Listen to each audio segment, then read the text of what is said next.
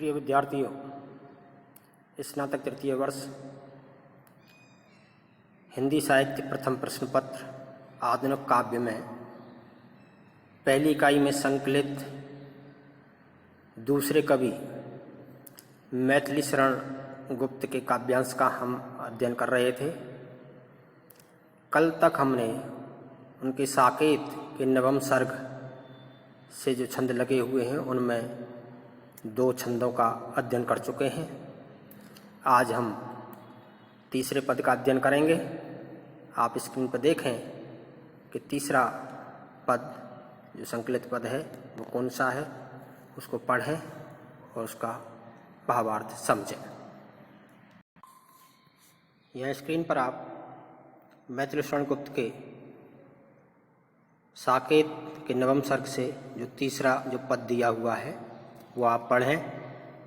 दरसो परसो घन बरसो सरसो जीर्ण शीर्ण जगती के तुम नव यौवन बरसो घुमड़ उठो आषाढ़ उमड़ कर पावन सावन बरसो भाद भद्र आश्विन के चित्रित हस्ती स्वाति घन बरसो सृष्टि दृष्टि के अंजन रंजन ताप विभंजन बरसो व्यग्र उदग्र जगत जननी के अय अग्र स्तन बरसो गत सुकाल के प्रत्यावर्तन हे सिख नर्तन बरसो जड़ चेतन में बिजली भर दो ओ उद्बोधन बरसो चिन्मय बने हमारे मरण में पुललांकुर बन बरसो मंत्र पढ़ो छींटे दो जागे सोए जीवन बरसो घट पूरो त्रिभुवन मानस रस कन कन छन छन बरसो आज भीगते ही घर पहुँचे जन जन के जन बरसो। इस पद में ब्रह विदग्ध उर्मिला वर्षा ऋतु के आगमन पर वर्षा ऋतु के बादलों को संबोधित करते हुए अपनी जो पीड़ा है उसको शांत करने और बरसात के बादलों से बरसने का निवेदन करती हैं। देखिए क्या कहती है उर्मिला। दरसो, दरसो का मतलब है दर्शन देना। परसो, परसो का मतलब है स्पर्श करना, छूना, घन यानी बादल। तो उर्मिला क्या कहती है। दरसो परसो घन बरसो, हे बादलो तुम दर्शन दो।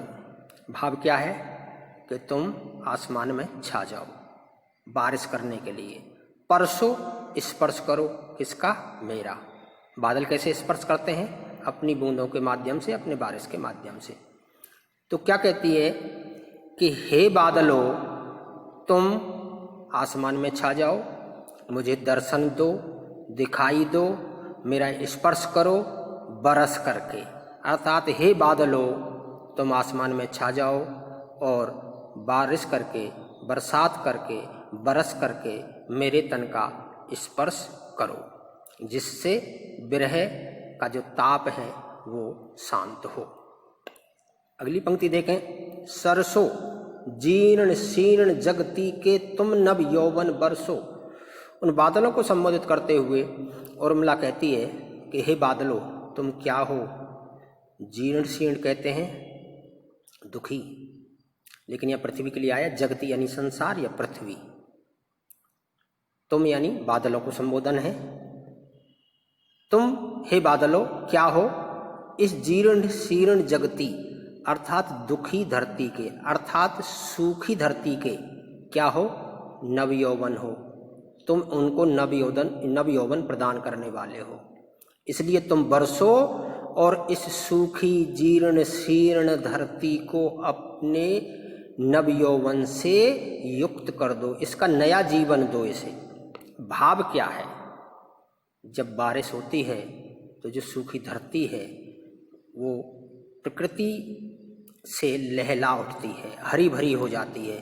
तो ये हरा भरा होना, लहलहाना, ये क्या कहलाता है?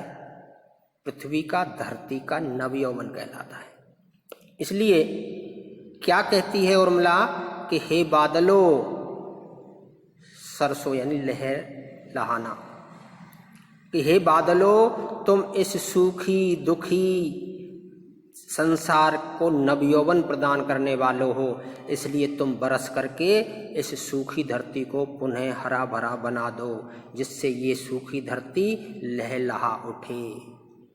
और क्या कहती है आगे, घुमड़ उठो आषाढ़। अब देखें, आषाढ़ महीने का नाम है, आषाढ़ तो नहीं घुमड़ सकता। क्या कहती है, घुमड़ उठो आषाढ़, हे आषाढ़ तुम भी उमड़ घुमड़ करके छा जाओ। भाव क्या है, आषाढ़ के बादलों, आषाढ़ महीने के बादलों तुम भी उमड़ घुमड़ करके आसमान में छा जाओ। आपने देखा होगा क्योंकि बारिश के जो महीने हैं आषाढ़, श्रावण और भादो, आषाढ़, सावन और भादो, ये 3 महीने बारिश के होते हैं। आषाढ़ में बादल खूब छाते हैं। तो यहाँ उर्मिला उन्हीं को संबोधित करती है कि हे आषाढ़ के बादलों तुम भी उमड़ घुमड़ करके आसमान में छा जाओ। घुमड़ उठो आषाढ़, उमड़ कर पावन सावन बरसो। और उमड़ घुमड़ करके आषाढ़ के बादलों क्या है, पावन यानी पवित्र, सावन यानी महीना है सावन का, श्रावण मास, बरसो। हे आषाढ़ के बादलों तुम उमड़ घुमड़ करके छा जाओ और पवित्र सावन के महीने में भरपूर बारिश करो, अर्थात जोरदार बरसो।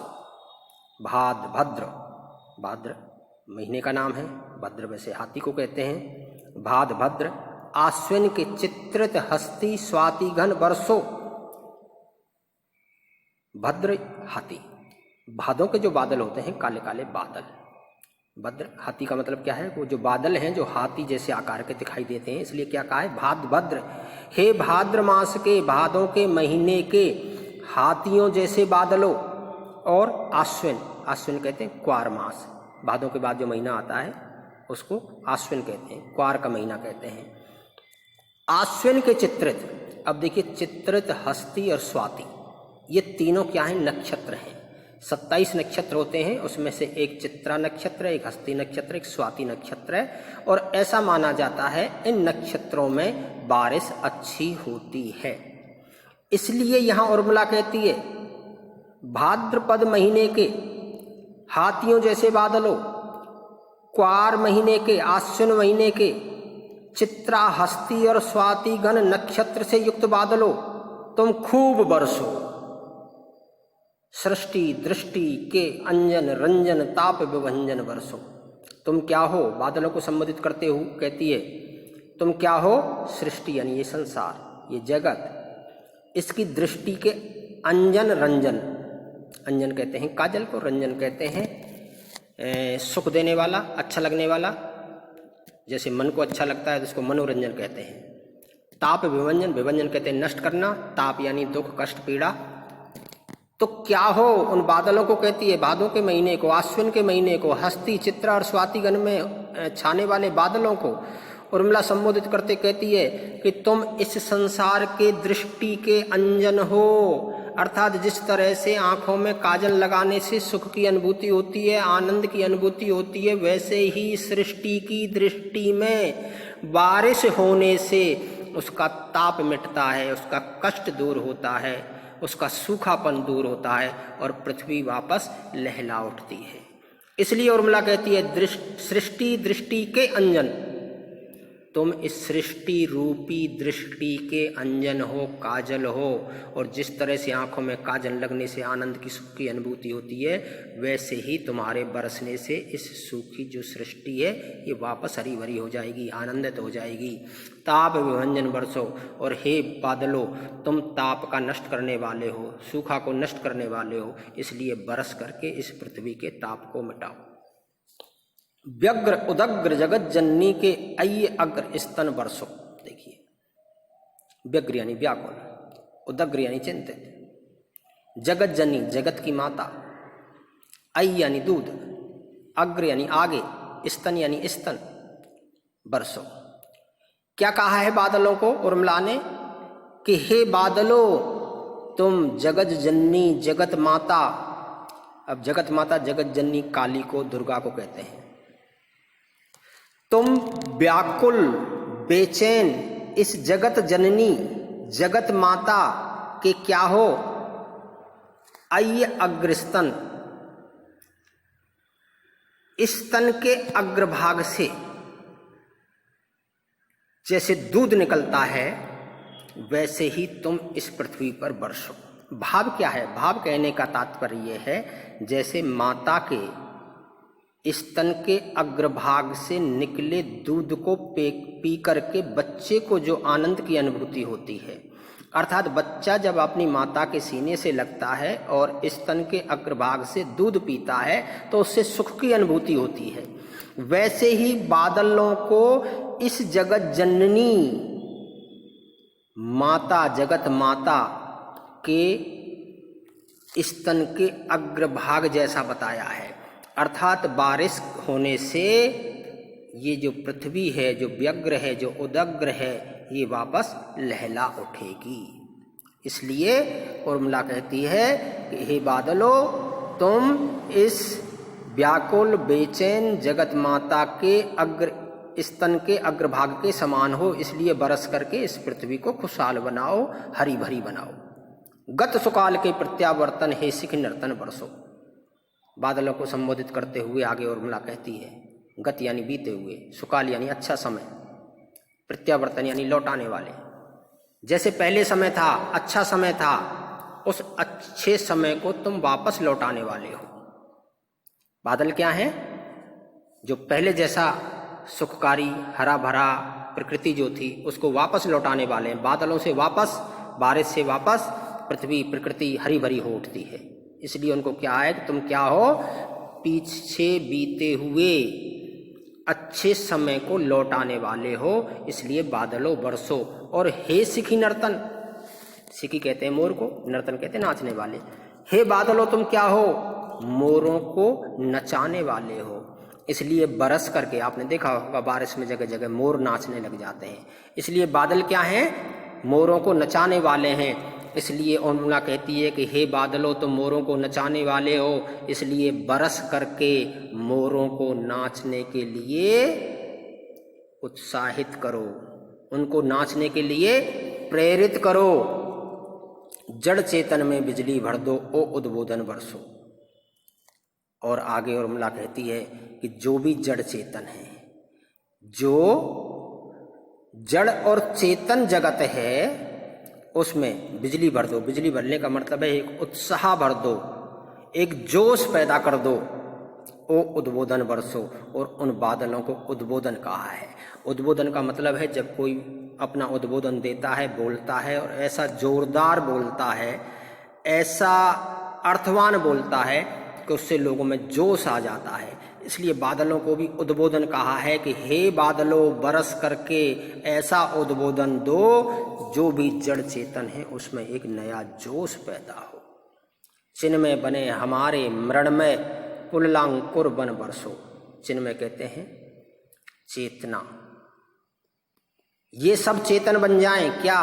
मृण्मय, मृण्मय कहते हैं मिट्टी के बने हुए। पुल्लांकुर, इसमें दो शब्द हैं, एक पुलक है, एक अंकुर है। पुलकित होकर के जो अंकुर बन के, अर्थात पृथ्वी में जो अंकुर अभी मिट्टी में मिले हुए हैं, जो मिट्टी में दबे हुए हैं, जो मृत प्राय हैं, मृण्मय का मतलब मृत प्राय भी होता है, जो मृत प्राय अंकुर मिट्टी में दबे हुए हैं, हे बादलों बरस करके उनमें नए नए पुलकित होकर के अंकुर पैदा कर दो, जिससे मृत प्राय अंकुर जो हैं वो चेतन बन उठे। इसलिए बादलों का आह्वान करती है कि तुम बरस करके इस मिट्टी के जो छिपे हुए जो अंकुर हैं उन अंकुरों को वापस चेतन बना दो। मंत्र पढ़ो, छींटे दो, जागे सोए जीवन बरसो। और देखिए उर्मिला क्या कहती है, बादल जब गड़गड़ाते हैं तो आवाज़ होती है, और आप जब गड़गड़ाने की आवाज़ होती है उसके बाद में छींटे पड़ते हैं। यहाँ पर उर्मिला कहती है मंत्र पढ़ो। उस आवाज़ को क्या कहा है? जैसे कोई मंत्र पढ़ करके छींटा देता है, बेहोश आदमी को होश में लाने के पाने के लिए छींटे देते हैं, मंत्र देते हैं और उसमें चेतनता आ जाती है। वैसे ही उर्मिला कहती है कि हे बादलों मंत्र पढ़ो। तुम मंत्र पढ़ करके छींटे दो, पानी के छींटे दो, अर्थात तुम गड़गड़ा करके बारिश करो। और बारिश करके क्या करो? जागे सोए जीवन बरसो, सोए हुए जीवन को पुनः जगा दो। अर्थात जो प्रकृति अभी सुप्त अवस्था में है, जो धरती अभी सुप्त अवस्था में है, उस धरती में आप बरस करके, पानी के छींटे दे करके, आप घड़घड़ा करके, मंत्र पढ़ के इस समस्त सोए हुए जीवन को वापस जगा दो। इसलिए हे बादलों, तुम खूब बरसो। घट पूरो त्रिभुवन मानस रस कन कन छन छन बरसो। देखिए, त्रिभुवन मानस, त्रिभुवन यानी तीनों लोक, मानस यानी मन, घट यानी घड़ा। तुम तीनों लोकों के मन रूपी घड़े को किससे भर दो? रस कहते हैं आनंद को।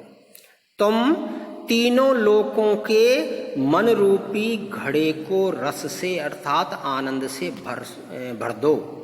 कन कन छन छन बरसो। कन कन छन छन बरस करके, जब बादल कन कन छन छन करके निरंतर बरसात करते रहते हैं तो तीनों लोकों में एक आनंद की अनुभूति होती है, लोगों के मन में आनंद की अनुभूति होती है। इसलिए उर्मिला आह्वान करती है बादलों से कि हे बादलों, तुम कन कन छन छन बरस करके तीनों लोकों के हृदय रूपी घड़े को, मन रूपी घड़े को आनंद से भर दो।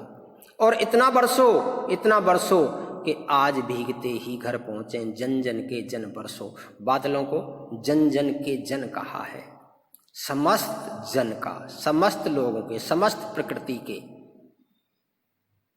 आनंद, समस्त प्रकृति को आनंद देने वाले, समस्त प्रकृति का भला करने वाले, समस्त जनों को आनंद देने वाले, समस्त जन का भला करने वाले हे बादलों, तुम बरसो। और इतना बरसो कि बरसने से आज जो भी लोग अपने घर जा रहे हैं वो आज भीगते भीगते ही घर पहुँचे। ये यहाँ पर उर्मिला जो है वर्षा काल के महीनों का आह्वान करती है, बारिश के बादलों का आह्वान करती है। वो आकर के इस पृथ्वी को जो जीर्ण है, शीर्ण है, उनको वापस आनंदित करें, उनको वापस हरा भरा बना दें। और यहाँ पर हमने देखा, एक तो हम देखें यहाँ पर जैसे भाद्रभद्र जो है भादों के बादलों को हाथी कहा है ना। एक ये है घट पूरो त्रिभुवन मानस, तीनों लोकों के मन को घड़ा कहा है, तीनों लोकों के मन रूपी घड़े को। तो यहाँ पर रूपक अलंकार है ना। और एक बात हमने देखी यहाँ पर, जैसे कवि ने नक्षत्रों का उल्लेख किया है, चित्रा नक्षत्र, हस्ती नक्षत्र, स्वाति नक्षत्र। इससे ये पता चलता है, ये विशेष में लिखने की चीज़ है, इससे ये पता चलता है कि ये जो विषय है नक्षत्रों का जो ज्ञान है ये ज्योतिष का विषय है। इसलिए हमें ये पता चलता है कि जो कवि मैथिली शरण गुप्त हैं उनको ज्योतिष का ज्ञान भी था। और भाषा की जहाँ तक बात करें, आपने देखा जहाँ तक तत्सम प्रधान बलि समास युक्त सामासिक शैली है यहाँ, और तत्सम शब्दों का संस्कृत के जो शब्द हैं उनका ज़्यादा यहाँ पर प्रयोग हुआ है। तो ये जो है जो पद हमने जो पढ़ा, इस पद में जो वर्षा ऋतु के जो महीने हैं, वर्षा ऋतु के जो बादल हैं, उसका यहाँ पर वर्णन किया गया है। आज इतना ही, कल अगला चंद पढ़ेंगे।